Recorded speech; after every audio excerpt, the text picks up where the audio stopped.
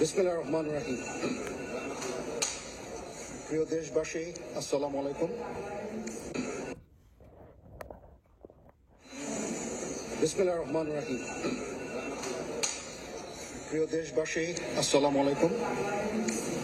আপনারা জানেন যে দেশে একটা ক্রান্তিকাল চলছে। আমি সমস্ত রাজনৈতিক দলের নেতৃবৃন্দকে এখানে আমন্ত্রণ করেছিলাম। ওনারা এখানে এসেছেন। আমরা একটা সুন্দর আলোচনা করেছি। সেখানে আমরা সিদ্ধান্ত নিয়েছি যে একটা ইন্টারিম গভর্নমেন্ট আমরা ফর্ম করব এবং ইন্টারিম গভর্নমেন্টের মাধ্যমে এদেশের সমস্ত কার্যকলাপ চলবে।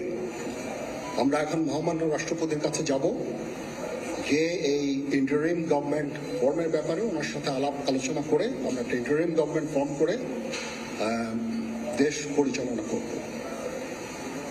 আমি আপনাদের কথা দিচ্ছি, সমস্ত হত্যা, সমস্ত অন্যায়ের বিচার আমরা করব। আপনারা সেনাবাহিনীর প্রতি আস্থা রাখেন, সশস্ত্র বাহিনীর প্রতি আস্থা রাখেন। আমি সমস্ত দায়িত্ব নিচ্ছি, আপনাদের জানমাল, এবং আপনাদেরকে আমি কথা দিচ্ছি যে আপনারা আশাহত হবেন না। ইনশাল্লাহ আপনাদের যত দাবি আছে সেই দাবিগুলো আমরা পূরণ করব এবং দেশে একটা শান্তি শৃঙ্খলা ফিরিয়ে নিয়ে আসব। আপনারা আমার সাথে সহযোগিতা করেন। দয়া করে আর এই ভাঙচুর, হত্যা, মারামারি, সংঘর্ষ এগুলো থেকে বিরত হন। আমি নিশ্চিত যে আপনারা যদি আমার কথা মতো চলেন, আমাদের সাথে যদি একসাথে যদি কাজ করি আমরা, নিঃসন্দেহে আমরা একটা সুন্দর পরিণতির দিকে আমরা অগ্রসর হতে পারি। আপনারা দয়া করে আমাকে সাহায্য করেন। মারামারি করে এই সংঘাতের মাধ্যমে আমরা আর কিছু অ্যাচিভ করতে পারবো না, আর কিছু আমরা পাবো না। সুতরাং দয়া করে আপনারা সমস্ত ধ্বংসযজ্ঞ, সমস্ত অরাজকতা, সমস্ত সংঘর্ষ থেকে বিরত হন এবং ইনশাআল্লাহ আমরা সবাই মিলে একটা সুন্দর ভবিষ্যতের দিকে আমরা অগ্রসর হব। প্রতিটা হত্যার বিচার করা হবে, প্রতিটা অন্যায়ের বিচার হবে। আমরা আজকে সুন্দরভাবে কথা বলেছি। সমস্ত দলের প্রধান দলের নেতারা এখানে উপস্থিত ছিলেন। আমি ওনাদের ইনভাইট করেছিলাম এখানে। ওনারা ভেরি নাইস অফ দেম যে ওনারা এসেছেন, অ্যান্ড আমরা একটা সুন্দর আলোচনা করেছি এবং এই আলোচনাটা ফলপ্রসূ হবে বলে আমি মনে করছি এবং আমরা একটা সুন্দর একটা ইন্টারিম গভর্নমেন্ট ফর্ম করে আমরা দেশ পরিচালনা করব। মাননীয় প্রধানমন্ত্রী পদত্যাগ করেছেন এবং এখন একটা ইন্টারিম গভর্নমেন্ট ফর্ম করে আমরা আমাদের কার্যক্রম পরিচালনা করব। আপনারা একটু ধৈর্য ধরেন, আমাদের কিছু সময় দেন। ইনশাআল্লাহ আমরা সবাই মিলে সমস্ত সমস্যার সমাধান করতে সক্ষম হব। আপনারা আর এই সংঘাতের পথে যাবেন না এবং শান্তি শৃঙ্খলার পথে ফেরত চলে আসেন।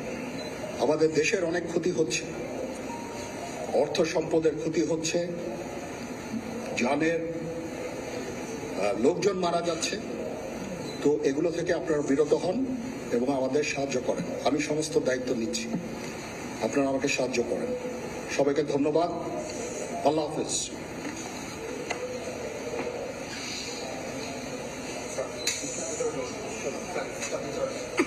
আপনারা কি কোনো প্রশ্ন করতে চান?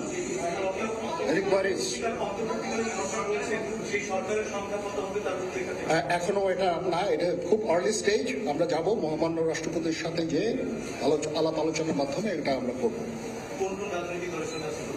আজকে এখানে জামাতের আমির ছিলেন, আমাদের বিএনপির শীর্ষস্থানীয় নেতৃবৃন্দ এখানে ছিলেন, জাতীয় পার্টির নেতৃস্থানীয় নেতৃবৃন্দ এখানে ছিলেন এবং সুশীল সমাজ এবং এখানে ডক্টর আসিফ নজরুল উনি নিজেও ছিলেন এখানে এবং উনি আমার সামনেই উনি সমস্ত ছাত্রদেরকে একটা সুন্দর বার্তাও দিয়েছেন এবং আমি আশা করি যে ছাত্ররা সেই বার্তা শুনে ওনার কথা ওনাকে সবাই শ্রদ্ধা করে, ছাত্ররা শ্রদ্ধা করে ওনার এই বার্তা শুনে তারা এই পরিস্থিতি নিয়ন্ত্রণে নিয়ে চলে আসবে এবং আমরা একটা সুন্দর একটা পরিস্থিতির দিকে আমরা এগিয়ে যাব ইনশাআল্লাহ। এখানে আওয়ামী লীগের কেউ ছিল না, না আওয়ামী লীগের কেউ ছিল না।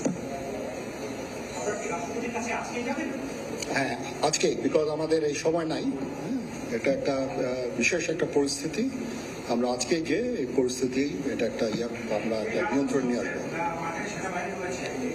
সেনাবাহিনী শান্তি শৃঙ্খলা বজায় রাখার কাজ চালিয়ে যাবে এবং আপনাদের সবার দায়িত্ব, ছাত্রদের দায়িত্ব, রাজনৈতিক নেতৃবৃন্দ এবং রাজনৈতিক কর্মীদের দায়িত্ব হচ্ছে সেনাবাহিনীকে সাহায্য করা এবং আপনারা মিডিয়ার মাধ্যমে আমাদেরকে এই যে একটু আমাদের সাহায্য করেন, সুতরাং আমরা তাহলে এই পরিস্থিতি নিয়ন্ত্রণ সহজেই নিয়ে আসতে পারব। না, যদি জিনিসটা শান্ত হয়ে যায় তাহলে আর কারফিউর কোনো প্রয়োজন নাই, কোনো জরুরি অবস্থার প্রয়োজন নাই, কোনো কারফিউর প্রয়োজন নাই, কোনো গোলাগুলির প্রয়োজন নাই। আমি আদেশ দিয়ে দিয়েছি সেনাবাহিনী কোনো গোলাগুলি করবে না, পুলিশ কোনো গোলাগুলি করবে না। আমি আশা করছি যে আমার এই বক্তব্যের পরে পরিস্থিতি উন্নতি হবে, আমরা একটা সুন্দর পরিবেশের দিকে যাচ্ছি।